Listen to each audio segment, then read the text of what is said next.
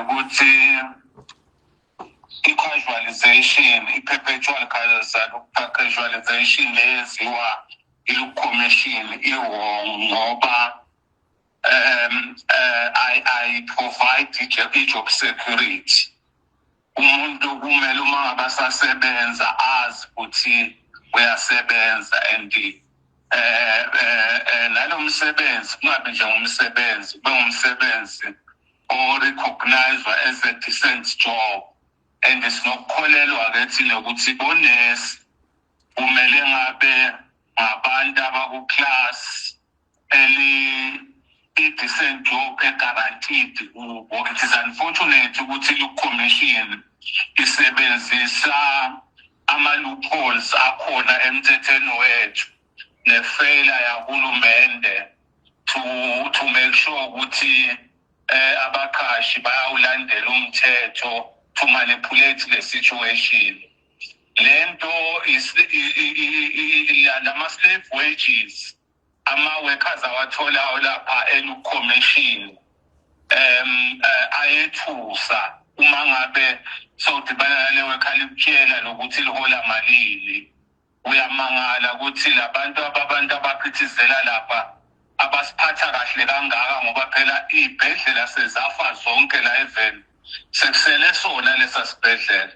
Abantu baphatheka kahle, yebo imali seyadula asaye ngoba imali seyadula but nje kuma sowufikile lapha abantu baphatheka kahle, siphathwa kahle ngabantu abophayo ey'nhliziyweni zabo. Ilu-commission kumele ikubukele into ukuthi akusikho nje kuphela ukuthi i-assista emaswati ukuthi athole impilo engcono but futhi labantu abasebenzayo abanika lama-services kulama-clients elu-commission kumele kube ngabantu abathokozile nabo enhliziyweni zabo ukuze bazokhona ukuprovida i-service ekahle lapha but akwenzeki lokho. And siyacela thina ukuthi lama-workers aselu-commission awabambane alwe nalento because lo mqashi uyabadinga lama-workers babe khona lapho. But lokuthi lo mqashi bese uset up ama-workers against abanye ngokuthi abanye abakho-opte babe izimpimpi zakhe akubasizi ngoba nabo ngeke bathole impilo engcono ngoba kuze bathole lokho kuxobalana nabo kumpimpa kumele bacindezele omunye umuntu and angicabanga ukuthi khona umuntu okumjabulisayo ukuthi acindezele omunye umuntu. Le mali abayidlayo kufana nokuthi igazi ngoba basuke badayisa ama-workers. Lapho abantu baxoshwa noma kanjani. Uyamangala emntwaneni ukuthi kuxoshwa ngisho udokotela axoshelwe ukuthi kuleli kufike umuntu athandana naye endlini ahlala kuyo axoshwe nje total aphuma ahambe vele. Akusiyo indlela yokusebenza, akusiyo indawo yokusebenza abantu leya nto leyo. And siyacela ukuthi wonke umuntu othi ulwela amalungelo ama-workers ayisukunyelwe leya ndaba leya yaselu-commission ukuze kuqonde ngoba into abayenzayo bangena la ku-media. Ngeke ngabhala nje kunonyaka ophelile after ngivile ngabhala ephejini labo ngaphendulwa yiwo ama-workers athi le nto engikhuluma ngayo ayikho. And sengikutholile ukuthi vele lo mqashi uneqeqebana lama-workers alisebenzisayo wakha ngisho igroup yaka-WhatsApp ukuthi uma ngabe kukhona okuvela ku-social media njengoba kuzovala le story nje kuzophendula ama-workers lapho kuswazi le news kuzophendula ama-workers athi lento okhuluma ngayo ayikho. Akazi kahle ukuthi kunzima kanjani lapha elu-commission. Yeah. No, siyabonga kakhulu Mkhonzo usiphe nawe lokwathiko ngale ndzaba. No, siyabonga mlanga.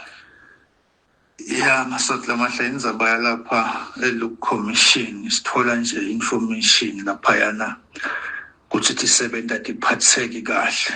Sinekela kaSwaziland News masotla mahle ngiyakhumbula ukuthi sike saba vocal sayikhulumela ilu-commission ngesikhathi uhulumende angafuni ukukhokha 50 million lwaphasiswa iParliament ukuthi sikhona ukusebenza lesa sibhedlela Kumanje ke masodla mahle sesideka indzaba ukuthi ti-70 aticasheki kahle.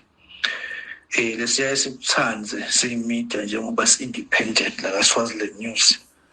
Siyaye sibuke into letitsinza abantu.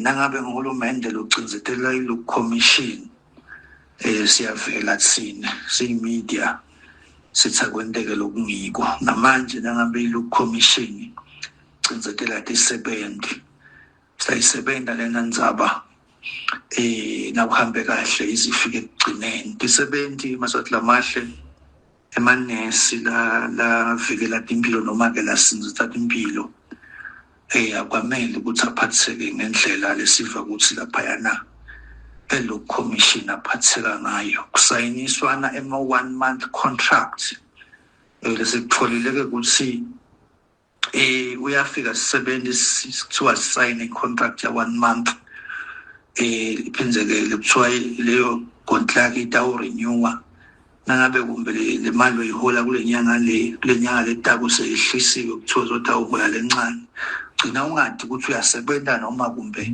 ukuphi.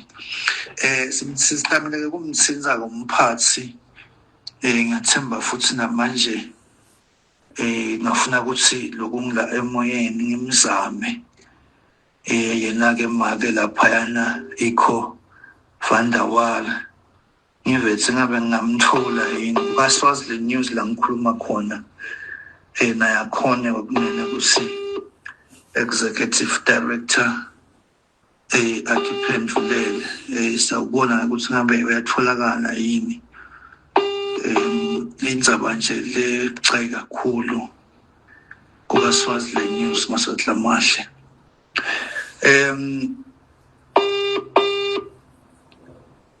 Sibona ukuthi ngabe uyatholakala yini. Nangabe kuyinteka make lapho elo commission executive director ubuke ama-miss call zakho make ikho Van der Wal ukhona ukuthi ungithinze sithe ngabe uthini kuleti nsolo tekuphatha kabi ti-70 ngizole eMartin Dlamini ngumhleli ngilaka Swaziland News.